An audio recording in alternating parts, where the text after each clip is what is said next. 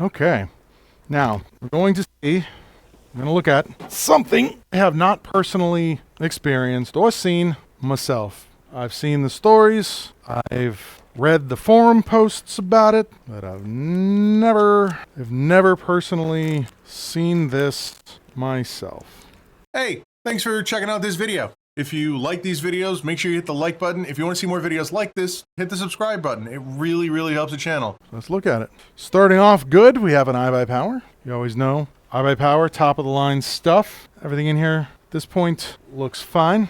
I'm gonna rotate this. I'm gonna do this. We're gonna do some zooms. Zoom in right there. So you can kind of see what I'm seeing right there. Right there. Yeah. This cooler failed through one of the radiator fins. So when I look at this from the top, I can see some just like minor damage, which we'll look at together here. But nothing that I would look at and go like, oh yeah, definitely, this is what caused it.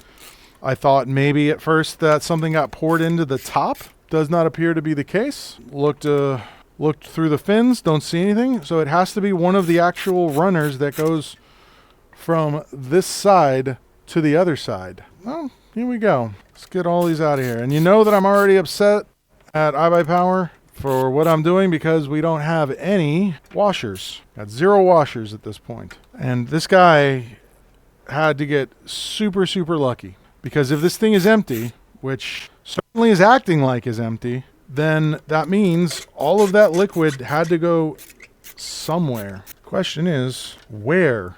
Let's look at that. Everything right here. Yeah, this is completely empty. So where did all the liquid go? There's nothing back here. Looking at it from the top, no liquid made it onto here. Get that installed in a second, but yeah, we'll get this off of here and we'll see if we can't determine. I mean, you can see it's actually real bad over there. All of that you're seeing right there, that's not just a cutout in the fan or something, that's just shiny. Yeah, this guy is completely empty. So you know this cold plate was boiling. Actually, let's do the smart thing. Glove up, because I don't want oil on my hands right now. So inside all of these coolers is a mixture of generally some sort of antifreeze, something that'll stay viscous, or it's water and oil. Nothing on that guy. Like, I'm not seeing anything over here. Definitely came from here though. A little bit on the end. Trying to see from the top. It looks like it came, this guy was sitting like this. So it looks like it came from this end over here. We'll see what we see. This is your daily reminder that your CPU cooler, your all-in-one, needs to be cleaned at least once every 6 months. Let's get a closer look. See if we can see anything under here, under the bright lights. See if we get anything that stands out here, because that's where it looks like it leaked from, right over here.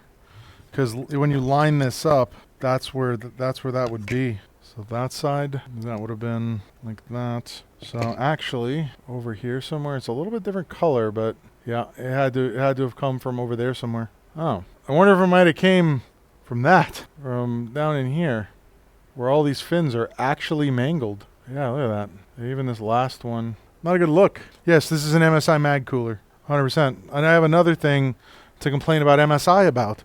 MSI, why are your coolers dying so quick? You know, you guys know I love harping on MSI. But yeah, this thing is completely empty. So that literally begs the question: where did all the coolant go? Because it's not inside this. It's not inside the case. I will see if he wants to take this back and send it into MSI and be like, yo, give me some money back. Nah, no, but like iBuyPower might. Who knows? He's had it for a little over a year. I'll put it back in his box for him and say, hey, good luck. You know, I would say that the number of failures that I see out of coolers generally are pretty spread out across all manufacturers, except for the fact that I'm thinking about this now. A majority of liquid cooler failures that I see coming through my shop are this cooler specifically. Like, what the heck? Like, come on, MSI. Out of all of the coolers that I replace in my office on a regular basis, why is it that I'm replacing 2 to 3 of these a month? Like, what's so wrong with your manufacturing process that it's either pump failure. Now we actually have a leak. Like, what is going on? Guys got to do better. You're literally one of the largest computer manufacturers in the world now. Come on. You shouldn't be making components that are designed to cool other components to the lowest dollar.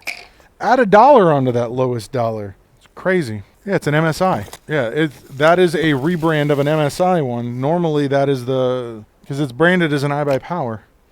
All right, cooler swap. Let's get this out. Get this going. What do we got here? We have an AM socket. So we're going to need, this is the Threadripper 4. We don't need that. Try and forget that. Is that? Threadripper, Intel, AM4, and then he can change those if he wants to. Corsair fans. We have this is, I believe, just a regular old Commander in this guy, not a Pro.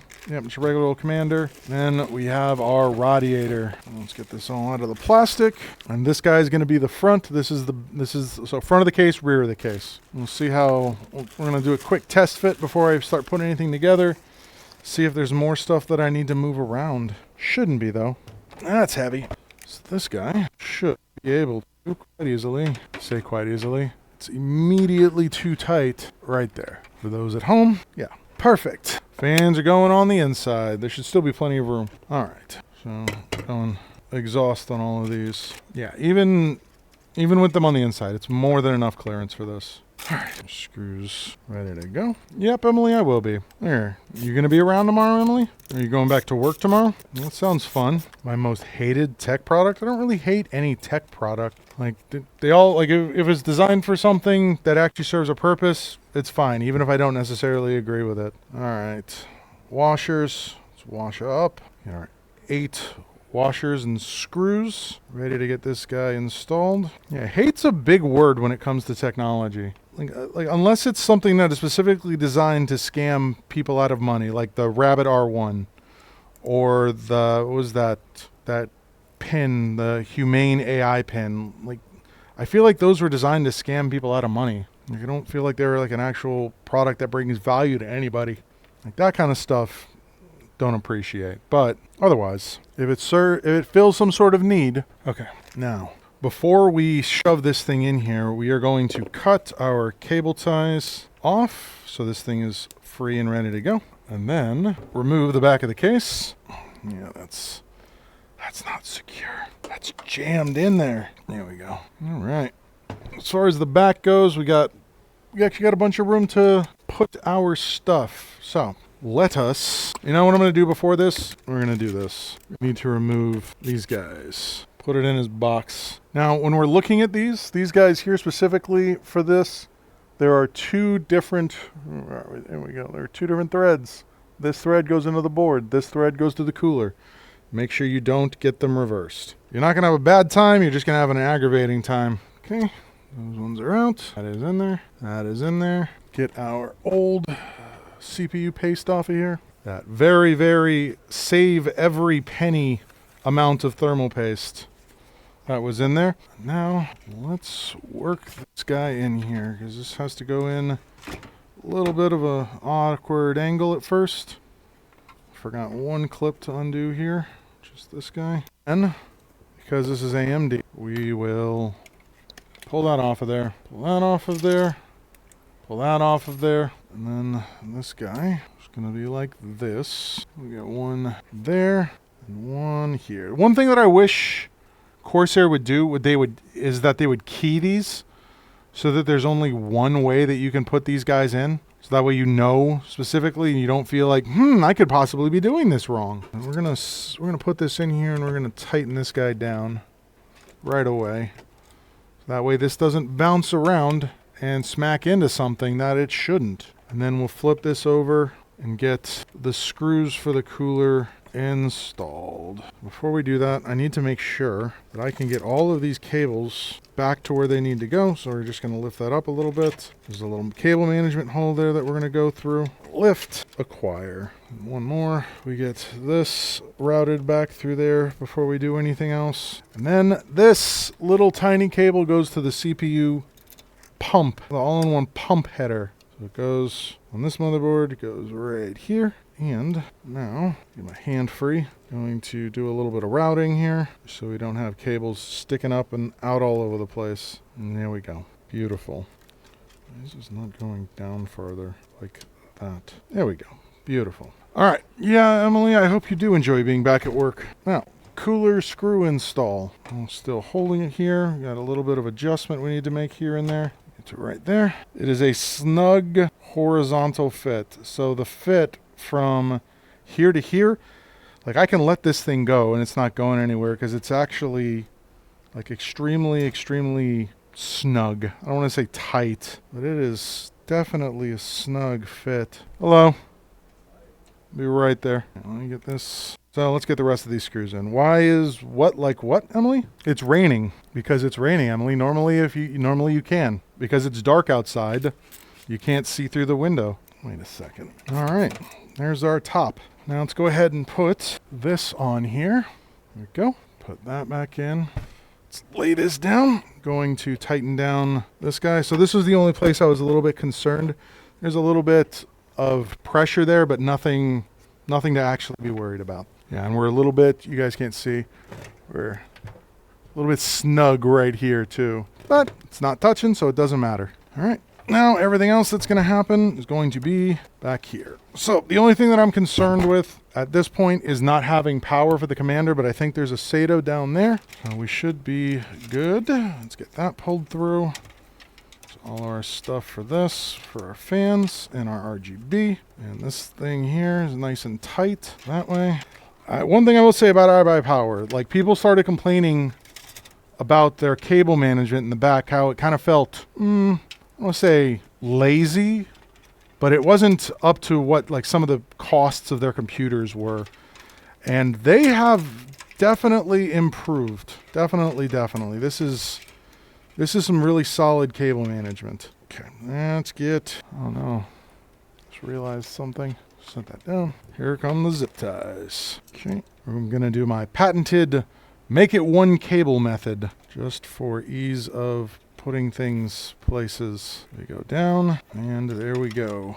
So now we just slowly work our way up. Let me zoom in so you guys can actually see what I'm doing. I always talk about this, but I don't actually get like a good zoom on it. Let's go back a little bit.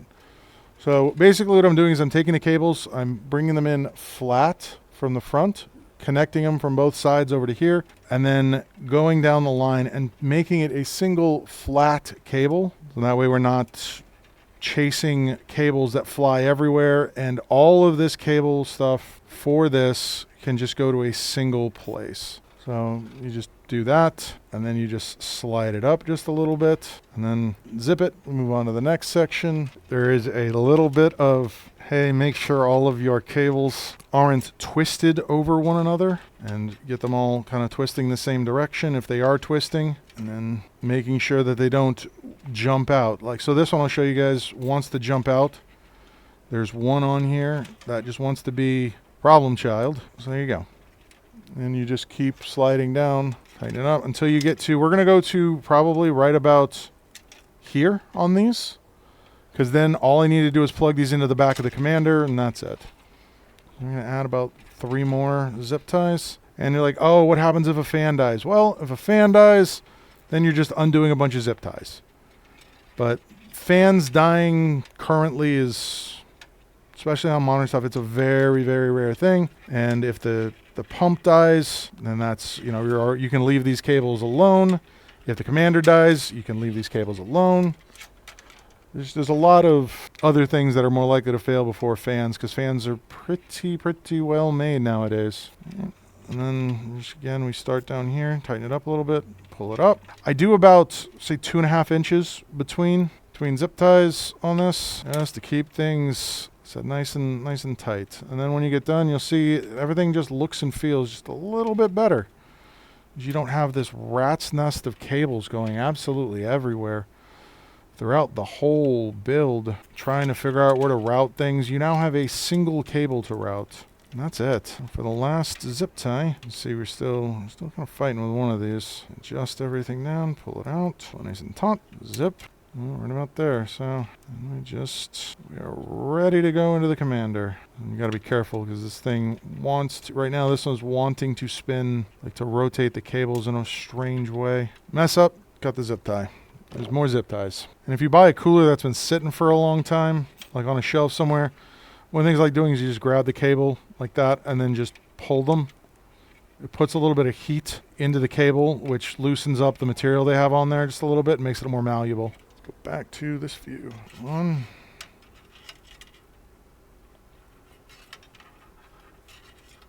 2, 3. That's where the mess up happened. Right there. Good call, Emily. Has been a little bit, hasn't it? There we go. Thank you, Emily. All right, one more. And then we clip, connect, and then get this cable managed out. All right, let's get this, because we're also going to need a SATA header for the commander.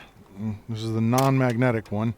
For a short time, these things were magnetic, and it was great. All right, so let's get these connected together. We have fan, we have RGB, we have RGB, we have fan. Lastly, we have fan, we have RGB. Oh, now, we also need to get one more thing. We got to get this plugged in as well. So let's figure out where the best place to put this is going to be. Every time I plug one of these cables in here, it just feels like everything is like breaking. Good job, Corsair. I think it's going to be there. That's where we're going to look at, and then this cable will go down. Not really much more we can do with this. Let's put the double-sided tape on there. 3M foam. Oh, she's up early. Let's go right there. Let's get these last of these cables managed together, and that, and we will use these cable management eyes right here. Yes, Emily, I do.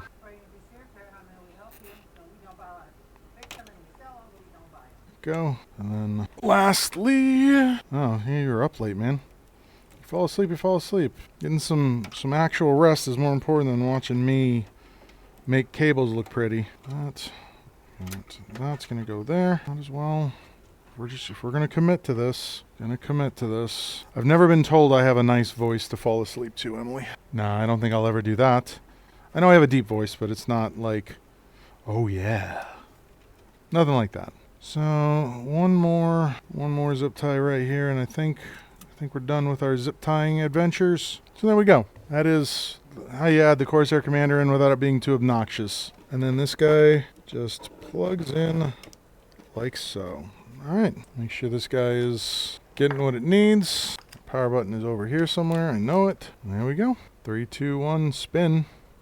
All right, and we are spinning away. F1 to run setup, please. Get all these screws put back in their bags. All right, we're going to turn off our... No, Emily. It does have a USB header, and it is plugged in. It's right there. I do not allow people to do that, Emily, because I don't want people sitting back here with me, Emily. And that's it. I'll let him know he should download IQ, because I didn't get credentials or anything for this, but he's seeing much more normal temperatures, which you would expect for this now in the 30s and 40s versus the 60s and 70s in the BIOS. Yeah, there we go. And we call it a day. This is Chris over at the computer shop. Your computer's ready. Alrighty. Yep. Bye. Hey, thanks for watching that video. If you liked that video, make sure you hit the like button. If you want to see more videos like this, hit the subscribe button. And I stream daily on Twitch at twitch.tv/Bradenton PC Repair. If you want to learn more about my services, you can check out BradentonPCRepair.com. And if you have questions when I'm not streaming, you can get a link to our Discord down in the description below. Thanks for watching. We'll catch you on the next one.